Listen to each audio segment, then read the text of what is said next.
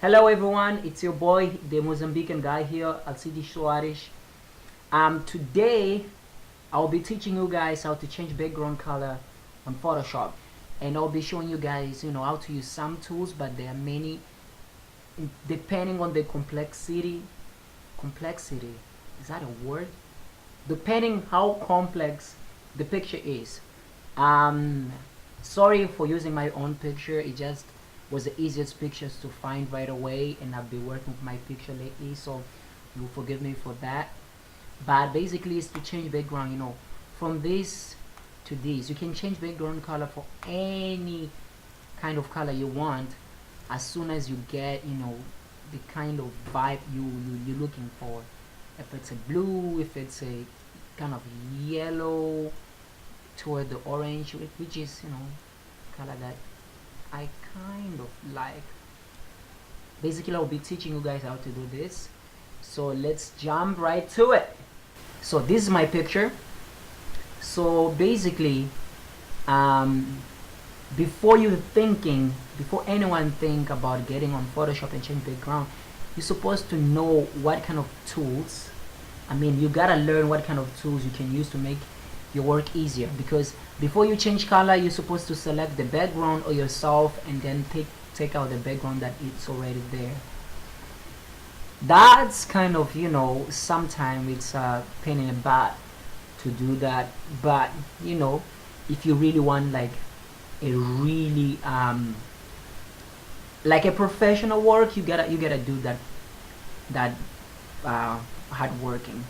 So I will show you how to use 3 tools. The first one would be the quick selection tool, which is hidden here somewhere here. Okay, the quick selection tool. Basically what you can do with the quick selection tool is select, I'm selecting inside, just a rough selection. You're not worried about the edges, the softness or anything. You're just selecting it, just to get the overview of the picture and what it is, what is not. I personally prefer the quick selection tool because it's very fast, and then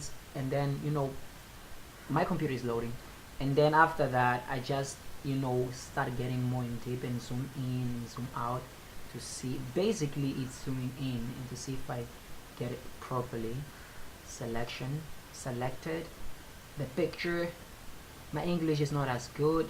And then the other tool you can use as well, which is I feel it's quite complicated to use, but if you have a pen, I'm using a mouse with it's kind of wireless mouse, but if you have a pen, the one that mostly photographers use, professional photographers use, you can definitely use as well to do that.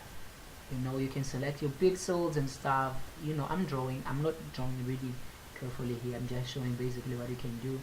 And if you have a pen, you can go around and and select your picture, and and do all that work, and it still do it. It just it need you to be more careful and pay more attention, and you have to have really soft hands to do that. Even in the lasso tool, you can use the magic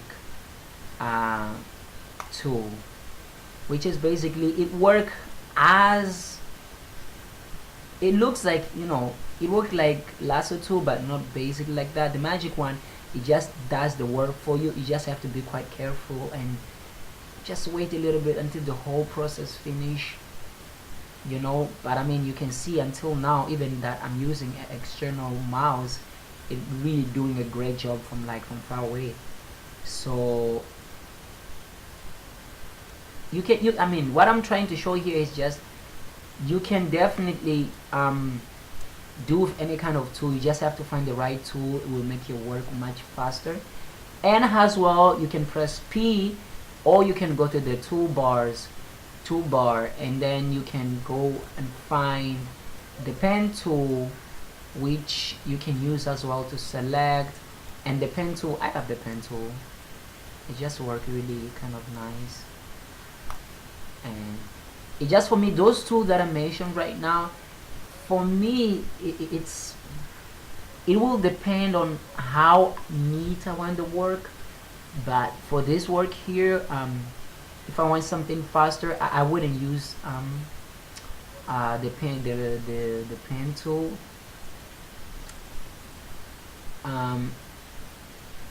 Why? Just because it will make my work slower. It would work the same way as the magic tool, as the lasso tool. So I wouldn't prefer to do that. For me, the best tool, you can use as well. What was that? Oh, sorry, I said the magic tool. The one that I was showing you before, the pen tool, was the magnetic tool, not the magic tool. You forgive me for that. The magic tool, it stay in the same place as the quick selection tool. So how the magic tool works, if this like was a perfect white background, I would definitely would select that white and would give me the right selection. But it's kind of hard. And then even if you do this, you gotta somehow increase the selection by clicking the other side and click.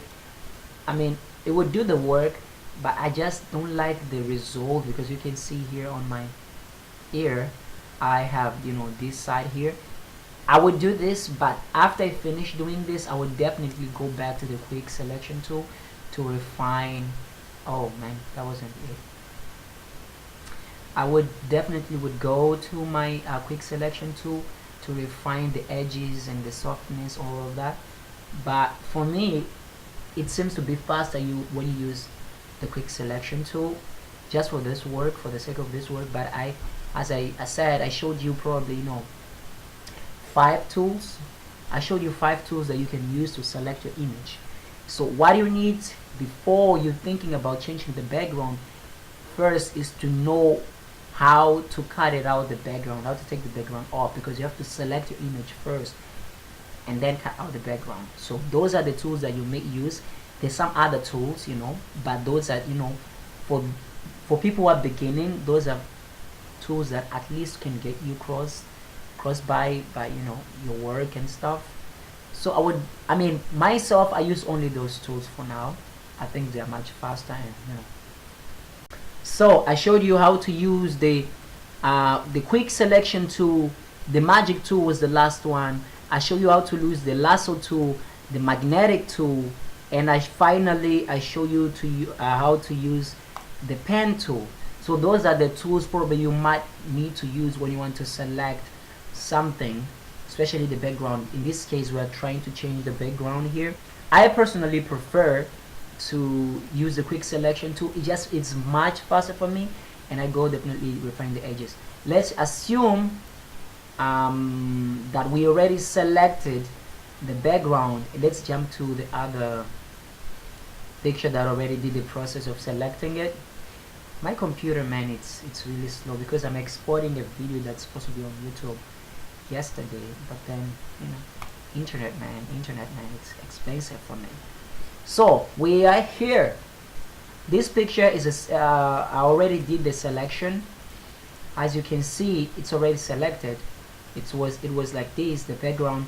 And I suggest all the time, when you want to work in a picture, no matter if you're doing a retouching, if you're changing background, no matter what you're doing, try to duplicate your picture, your background in this case. To duplicate, there is so many ways of duplicating it, but the easiest one, you can press Command J or Control J if that's you using a PC, but I'm using Mac, it's Command J. So you can press Command J and duplicate it. I already duplicate my picture, and then I did the selection. I press Command and click. You can see the selection that I already did it, and then I did the refine the edges. Right clicking, you can see here, refine the edges, and I went there, and it gave me this, depending how you want to see the background, and I went to refining it, and that's what I did, and I got this. So, and now we're here. Okay, I will deactivate my background picture to be invisible. So now it's invisible because I already did a mask. Let me deactivate this. I already did a mask, So if you don't know how to do a mask, it's easy. I will deactivate the upper layer, so this is invisible right now, and then I will do a Command J, I duplicate it, and then I will bring it up the selection that I have on the picture upper by pressing Command and click on the mask. If you come here on the bottom, it says add a layer mask on this icon here, and you press this icon, it automatically just does it for you. If I deactivate again the background, you can see I already have my background out of my picture. And why we do it with a layer mask? Because I mean, if you wanna undo it, it's much easier. You just can paint. You see here I painted on white. If I wanna undo it, I can paint in black, and then everything's go back. So the way you wanna change the background is, first thing we're gonna deactivate the background, and then we have now transparent. This every time you only see this, it means that it's transparent background. So as soon as we have this, we go to here on the bottom where you find the layer and all these functions here on the bottom. You will click here and you go to solid color. You make a solid color. You choose the color you want. I personally love the yellow, yellow toward the orange. I think it's this. I love this yellow. And then after that, you can go and put here before. You see the background's already done. We changed it, but then it's not convincing. To be convinced, we're supposed to do a vignette. A vignette, it's when you see a picture and there's like a black, it's not exactly a black, but it's kind of a little bit a darker color on the edges, right? So the way we want to do that, to apply a vignette and to look like much prettier and much professional, because this is very flat, the background is very flat and it's not pretty. There's some many people would prefer like this, but personally I don't. It doesn't apply, like it doesn't give a depth to the picture. So what we're gonna do now, it's we'll go here to use saturation. As I said, for me it's much faster to find it here. You can go here and press it here and go to use saturation. You go to use saturation and I will darken a little bit the color, just a touch. Minus 17 is the number that I chose randomly. I don't have a preference, by the way. And then what you're gonna do, you will go to elliptical tool, mark it tool, and you go start from the top left. You will click and drag until the other fill on the top and then the bottom, the selection here. And I think this is great. I would do much bigger, but I mean, this is good. This is good. So, and then after this, what I can do is I will press Command Delete on Mac. On PC, probably Control Delete. Verify that, please, because I'm not a PC user. And then what you're gonna do now is go to Filter, Blur, Gazing, and Blur. So what we're trying to do here, we already have the vignette, but it's not fading in. You see, but I already have the numbers of the gazing and blur. It's 200 because I did this training before I did this tutorial. I have to train to see what number would fit, and I changed quite 2 to 3 times. You can see here, if I go down this number, probably like around 3, there is some kind of blur, but not that much. As I increase the number, pay attention on the edges here of the elliptical selection. If I go up, you will see it's coming into blurriness. I know that in that word that doesn't exist. See, this is good, but it still shows that there is kind of elliptical image on the background. I will push a little bit much forward to 85.4, it's still not pretty. I will go up. It still show the elliptical image. I will go a little bit more up. You know, it's good, but it can be better. I mean, here it's good. Just a touch. Let's see what what's going on. I think this is good. I had 200, right? But I think this is good. This is good. It's good. 188.3. I think it's good. And then we have this. You won't see it, but if I put visible and invisible here on the hue saturation, you can see how it looks. You know, it's some certain vignette on the image. So yes, you see, I think in the beginning I showed you with another color. So what I did is, as now we have changed the background, so which means that you can change to any color you want. So you just, what I'm doing is I'm just going to the solid color layer, and you know, change color to anything, you know, to blue. It will accept any kind of color. I think the color that I showed you in the beginning was this one, almost close to this one. But as soon as you have this, you can change to any kind of color depending on, you know, your flavor. So today I showed you how to use the quick selection tool, which is this one. Inside you have the magic tool. I showed you as well to use the lasso tool and the magnetic tool to select your image so that you can cut out the background. Lastly but not least, I show you how to use the pen tool to be able to select as well your image, and so that will make it easier to, you know, to change the background. And then next we did a solid color.